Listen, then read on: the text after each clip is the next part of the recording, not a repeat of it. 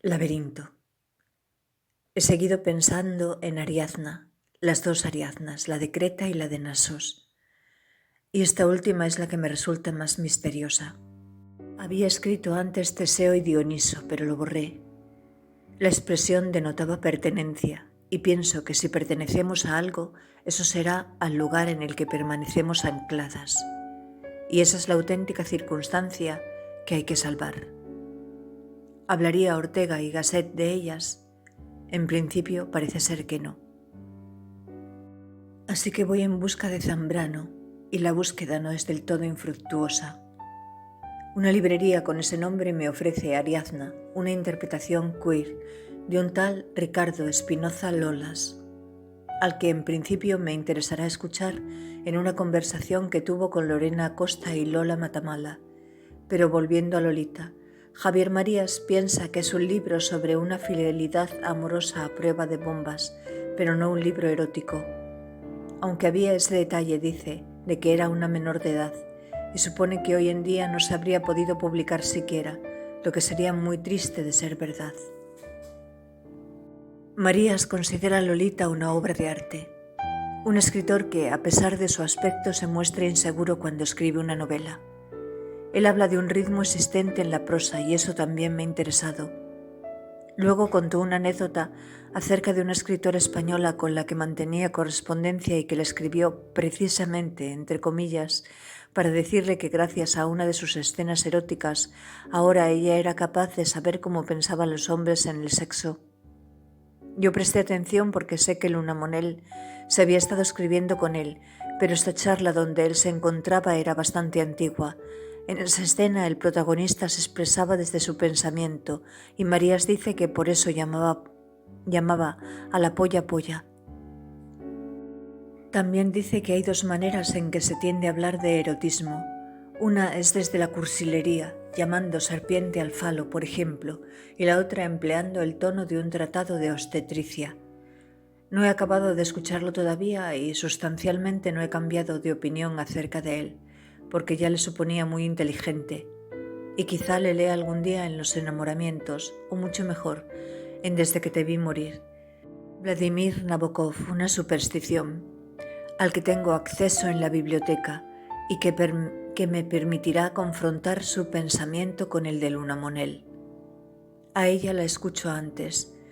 Ese material sobre la Lolita de Nabokov es parte del contenido que escribió durante el verano del 2022 para su club de lectura, y ahí descubro que yo puedo ser lo que ella, y no recuerdo si también Piglia, llama una lectora belicosa. Me he escamado un poco por ello, porque no quisiera serlo. Pero me parece excelente que eso lo diga porque así podemos tratar de aprehenderlo. Hoy Luna Monel habló también de Laura Freixas, que yo no sabía que era una TERF, pero a la que terminé por cobrar una especial animadversión cuando asistí a su conferencia sobre Emily Dickinson. Y un día tengo que escuchar lo que dijo acerca de Sylvia Plath para averiguar si sigo sintiendo la misma antipatía. Y ahora regreso a Caliente, al punto en el que leo que las semillas arrojadas al suelo de Hilda Doolittle no son las únicas semillas arrojadas al suelo. Poco después, Luna Monel cita el Timeo de Platón, y a mí me resulta muy curioso lo que ahí se dice, porque creía que por esa época los griegos no realizaban autopsias a los cuerpos. Sin embargo, leo en alguna otra parte que fue en la época homérica cuando se lograron grandes avances anatómicos, aunque aún no se tienen claros los medios. Quizá observando los cuerpos en descomposición, quizá por mediación de las heridas de guerra, o bien porque la curiosidad científica de los griegos no podía tener un freno, pero la idea generalizada es que no llevaban a cabo disecciones por la existente actitud religiosa y ritual ante el cadáver humano, y la primera cesárea, bien documentada en una hembra viva, data de 1610. Y el siguiente personaje que me sale al encuentro en Caliente es Sécuba, la madre de Héctor, el primogénito, y Paris, su segundo hijo, que nació después de un sueño profético. Yo no sabía que era la protagonista de la pesadilla, Esa pintura que de algún modo amo, la que pintó Fuseli o Henry Fuseli, que es como yo le conocía. Hécuba, leo en alguna otra parte, soñó que de su seno salía una antorcha que prendía la ciudad de Troya, motivo por el que consultó a los adivinos que vaticinaron que el niño que iba a nacer sería la causa de la ruina de la ciudad. De Hécuba, parece ser, Eurípides dijo que parió 50 hijos. Apolodoro, sin embargo, nombra solo 14.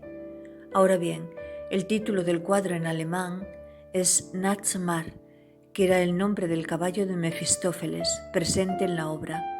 El caballo negro que asoma su cabeza por entre los cortinajes. Así que no podrá ser la figura horrenda que nos mira el propio Mefistófeles, de donde parte la historia de los íncubos y de los súcubos.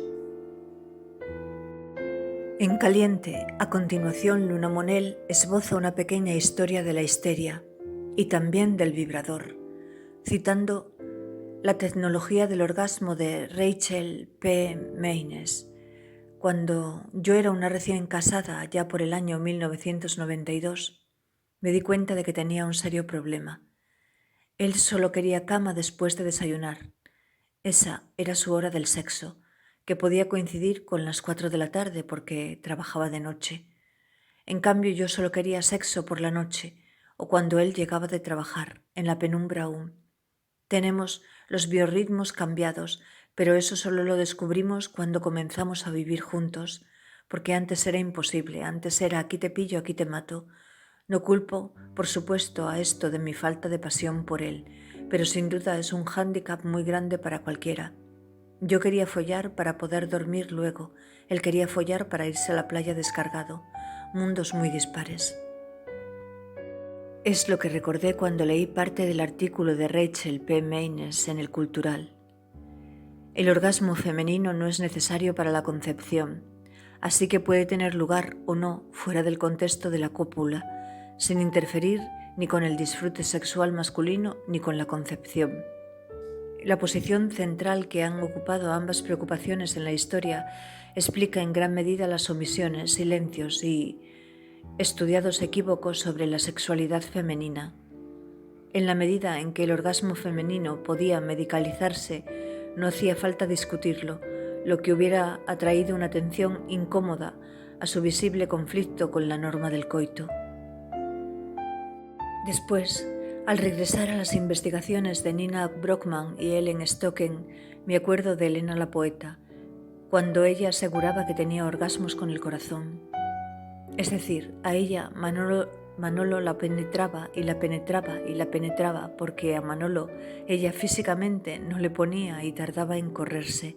Y Elena no lo sentía con el coño, pero sabía que estaba obsesionada con él, porque un orgasmo también puede ser una culminación, o no serlo en absoluto, porque cuando yo fumaba hierba la meseta podía resultar eterna, y lo tenías, y era grandioso, pero después tenías otro y otro más, y la conclusión llegaba de la mano del cansancio o del sueño, pero el placer parecía no ir a tener fin, y entonces lo que experimentaba en cada una de esas cumbres era algo paroxístico, y eso se prolongaba en una serie de violentas contracciones que a más violentas eran más placenteras. Pero sí, creo que lo mismo que yo experimenté un orgasmo cerebral, toda la felicidad del mundo invadiendo todo el cerebro y por ende todo el cuerpo, Elena la poeta podía sentir todo eso en su corazón, lo que era precioso. Elena, alguien al que yo tampoco pude comprender, no sé si porque era esquizofrénica o solo por mi misantropía, y recuerdo perfectamente cuando ella me abordó por la calle y me gritó aquello: «Eres una mierda, eres una mierda, eres una mierda», lo que nunca tuvo el valor de gritarle a su Manolo, que a lo mejor era quien más se lo merecía, porque aceptó acostarse con ella por dinero. Y yo lo único que le dije es que no podía ser su amiga, porque no podía respetarla, a pesar de que ella era sensacional, una tía irónica como pocas, una única también en algún sentido.